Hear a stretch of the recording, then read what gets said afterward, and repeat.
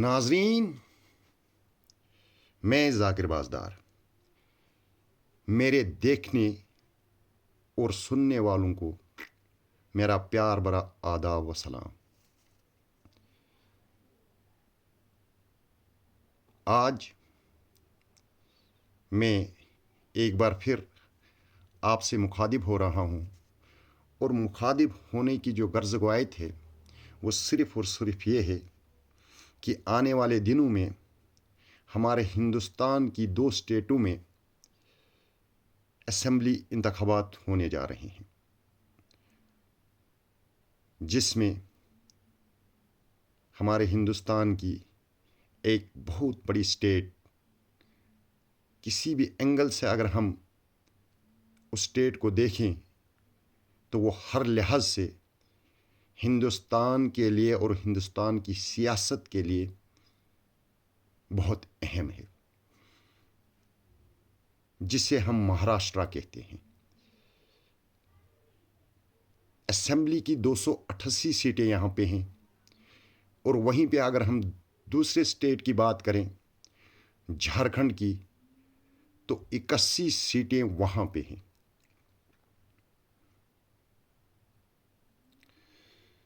ये सियासी बातें हम आपके साथ क्यों करते हैं और क्या ज़रूरत है इसकी, पहले मैं आपको ये समझाना चाहता हूँ, मैं आपके सामने रखना चाहता हूँ। आप इसे समझने की कोशिश करो या सुनने की कोशिश करो या सिर्फ देखने की कोशिश करो। मेरी गर्ज इससे नहीं है। गर्ज ये है कि जितने भी स्टेटें हमारे हिंदुस्तान की हैं वो हमारी आन बान शान है और उन स्टेटों में रहने वाले जितनी भी आवाम है वो हमारी तरह हिंदुस्तानी है और हमारा हक बनता है, हमें हर हिंदुस्तानी की फिक्र करनी चाहिए, क्योंकि ये हिंदुस्तान की रीति रिवाज है। ये हिंदुस्तान का एक तरह का कानून और कायदा है कि हमें हमेशा एक दूसरे का ख्याल रखना है, क्योंकि हमारा हिंदुस्तान कहीं मज़हबों का एक फूल है, एक गुलदस्ता है।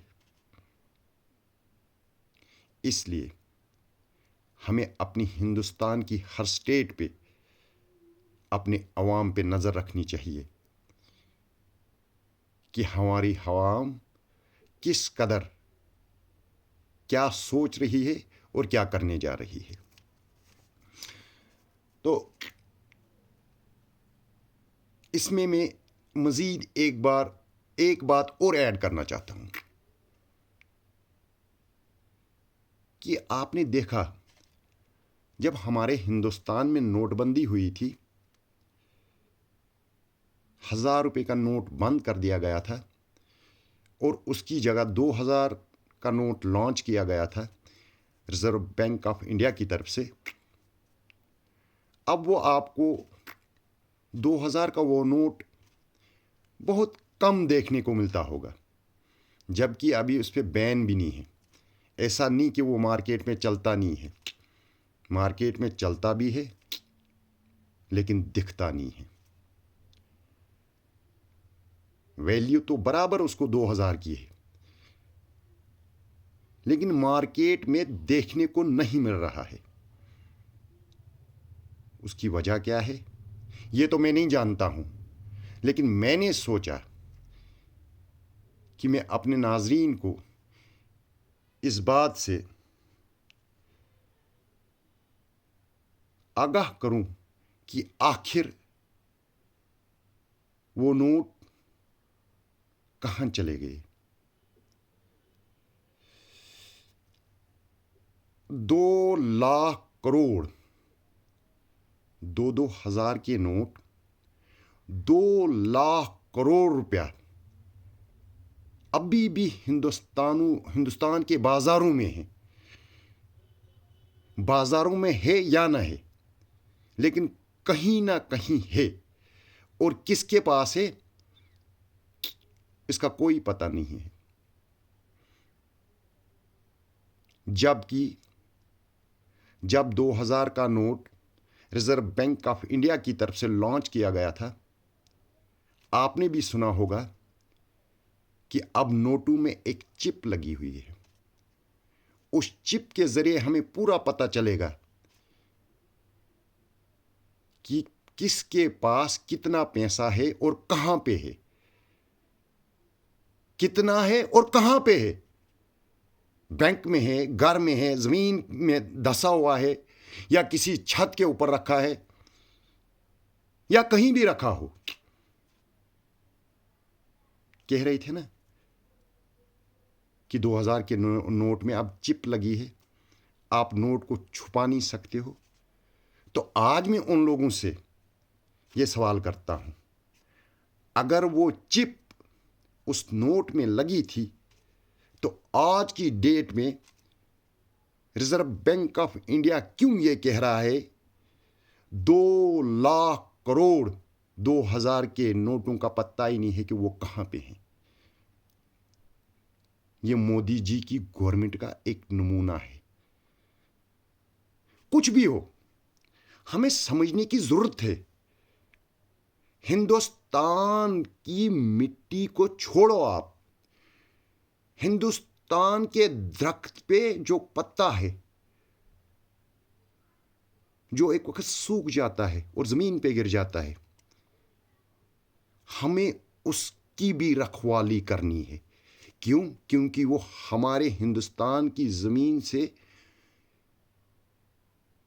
वो पौधा है जिसके पत्ते गिर के हिंदुस्तान की जमीन पर ही रहते हैं। 2 लाख करोड़ एक छोटी रकम नहीं है, यह बहुत बड़ी रकम है। अगर हम हिंदुस्तान के सच्चे चाहने वाले हैं, सच्चे रहने वाले हैं, तो हमें इन चीज़ों पे गौर फिक्र करने की ज़रूरत है।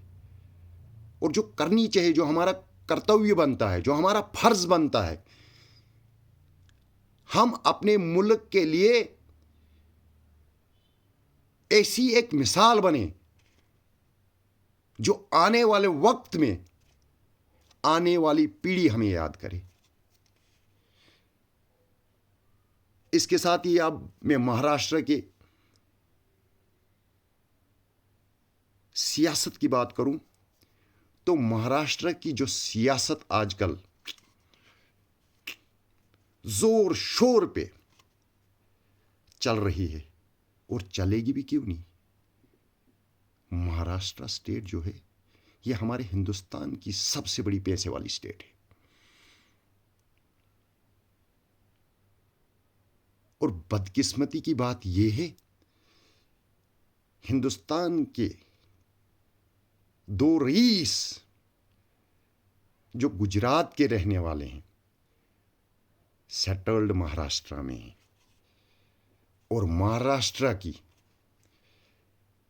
जितने भी बड़े बड़े इंस्टीट्यूट्स थे, जितनी भी बड़ी बड़ी कंपनियां थीं, उनको शिफ्ट करके गुजरात पहुंचाया गया। इस पे भी सोचने की जरूरत है, क्योंकि ये हम सब हिंदुस्तानियों का हक बनता है। जिस स्टेट में जो एसिड है, जिस भी किस्म का एसिड है, वो हिंदुस्तान में ही है ना। हिंदुस्तान की स्टेट में है तो इट मीन्स कि हिंदुस्तान में ही है ना, हिंदुस्तान की आवाम के पास ही है ना। लेकिन इसमें भी भेदभाव क्यों हो रहा है? क्या इसमें यह पॉलिसी है भारतीय जनता पार्टी की कि गुजरात में हम कभी भी इक़्तिदार में अकेले नहीं आ सकते हैं? सॉरी, महाराष्ट्र में हम कभी भी इक़्तिदार में नहीं आ सकते हैं। सिंगल लार्जेस्ट पार्टी बनकर हम कभी भी नहीं आ सकते हैं, और ना ही कभी हमारा चीफ मिनिस्टर बन सकता है। इसलिए उन्होंने जितने भी बड़े बड़े एसिड महाराष्ट्र में थे, वो गुजरात पहुंचा दिए। काफी मसले हमारे हिंदुस्तान में हैं। इन मसलों को सोचने की जरूरत है। जो हमारा कर्तव्य बनता है, जो हमारा फर्ज बनता है, अदना से अदना हिंदुस्तान में जो भी रहता है उसको इन चीज़ों पे सोचने की ज़रूरत है। ऐसा अगर हो रहा है, क्यों हो रहा है? गुजरात के सबसे बड़े 2 बिजनेसमैन, केंद्र में सबसे बड़े 2 पावरफुल इंसान गुजरात के, और ये सब कुछ बाकी स्टेटों से लूट कर गुजरात ले जा रहे हैं। क्या बाकी स्टेटें हिंदुस्तान का हिस्सा नहीं है? क्या बाकी स्टेटों को अपनी इकोनॉमिकली, फाइनेंशियली बढ़ने का हक नहीं है? हर स्टेट के अपने सोर्स हैं। हर स्टेट में ऊपर वाले ने कोई ना कोई खजाना ऐसा रखा है जिससे उस स्टेट के लोगों का पेट भरा जाता है। लेकिन जहां पर भी हम देखते हैं कि जिस भी स्टेट में जो बड़ा असासा है उसको उस स्टेट से हटाकर गुजरात में लिया जा रहा है। हमारा हक बनता है, आपका हक बनता है, हम सबका हक बनता है कि हमें इन चीज़ों पे गौर फिक्र करना चाहिए। आखिर ऐसा क्यों हो रहा है? आप देख रहे हो महाराष्ट्र की आज की सियासत किस तरह से एक तरफ योगी आदित्यनाथ जी बटो और कटो की बात करते हैं और दूसरी तरफ हमारे prime minister of India Modi ji, एक रहोगे तो नेक रहोगे। आप देखना, एक ही पार्टी से आए हुए 2 लीडर हमें गुमराह करने के लिए 2 किस्म के नारों का इस्तेमाल कर रहे हैं। एक बंटने और कटने की बात कर रहा है, दूसरा जुड़ने की बात कर रहा है। इसका क्या मतलब है? कोई ना कोई तीर तो लग जाएगा। हमें कुर्सी चाहिए, वो किस तरह से आए, कैसे आए, हमें इससे गर्ज नहीं है। हमें सियासी इक़्तिदार चाहिए, और वो इक़्तिदार क्यों चाहिए ये भी आप सब लोग जानते हो कि 10 साल की कारकर्दगी जो इनकी है वो क्या है और आगे ये क्या करने जा रहे हैं। ये तकसीम के अलावा हिंदुस्तान की आवाम को कुछ भी नहीं दे सकते हैं। ये आपने पिछले 10 सालों से देखा। इन्होंने जुमलों के अलावा हिंदुस्तान की आवाम को कुछ भी नहीं दिया है और ना ही देंगे। इन्होंने उन जुमलों का इस्तेमाल किया था जिन जुमलों से ये इक़्तिदार में आए थे। उन जुमलों पे इन्होंने काम नहीं किया, वो तो जुमले रह गए। अब इनको पता है ऐसे जुमलों को अगर हम दोहराएंगे सत्ता के साथ साथ हमें जेल भी होगी, सत्ता जाने के साथ साथ इनको जेल भी होगी।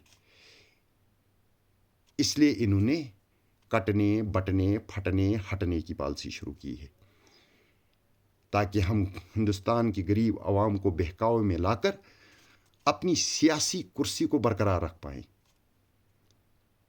लेकिन ये तारीख है, हिंदुस्तान की इज्जतदार, बाशूर और बागूर अवाम ने जब भी किसी को बनाया और जब उसने अपने वादों की वादा खिलाफी की तो उसको किस तरह से उतारना है ये भी हिंदुस्तान की इज्जतदार और बागूर और बाशूर अवाम जानती है। नाजरीन, मेरे सुनने और मुझे देखने वाले जितने भी हैं उनको अपने दिल में एक लगन होनी चाहिए। अपने हिंदुस्तान के लिए, अपने हिंदुस्तान की गरीब अवाम के लिए, ताकि वो कुछ कर सके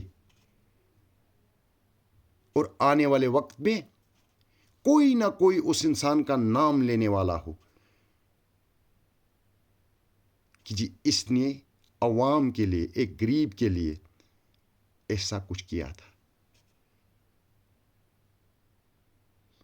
नाजरीन, पॉइंट तो बहुत सारे होते हैं, लेकिन हम कोशिश करते हैं उन पॉइंटों को आपके सामने हम रखें जिससे हमारे हिंदुस्तान का आने वाला फ्यूचर जो है वो किस तरह से सेफ हो, हमारे हिंदुस्तान की गरीब अवाम कैसे ऊपर उठ सके। 80 करोड़ लोग अभी भी हिंदुस्तान में बिलो पॉवर्टी लाइन में है। आज तक वो बेचारे उसी गेहूं, उसी चावल को देखते रहे जो चावल गवर्नमेंट की तरफ से दिया जाता है। यह हमारे लिए शर्म की बात नहीं है। हमारी गरीब आवाम 2 वक्त खाने के लिए तरस रही है। आज की डेट में 4G 5G का ज़माना है और वो एक वक्त की रोटी के लिए तरसते हैं, देखते हैं, सोचते रहते हैं कि कैसे हम शाम का खाना अपने और अपने बच्चों के लिए तैयार करें और इनको खिलाएं और खुद भी खाएं। बहुत सारी सियासत हुई हिंदुस्तान में। अब हमें इस किस्म की सियासत की ज़रूरत नहीं है। हमें उस किस्म की सियासत चाहिए जो हमारी हिंदुस्तान की अवाम के लिए सोचे, जो हमारे हिंदुस्तान के लिए सोचे। हिंदुस्तान में रहने वाले जितने भी मजहब हैं उनके बारे में सोचे।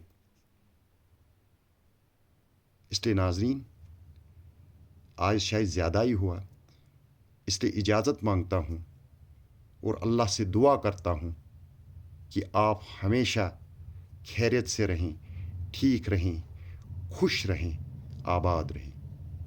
अल्लाह हाफिज़।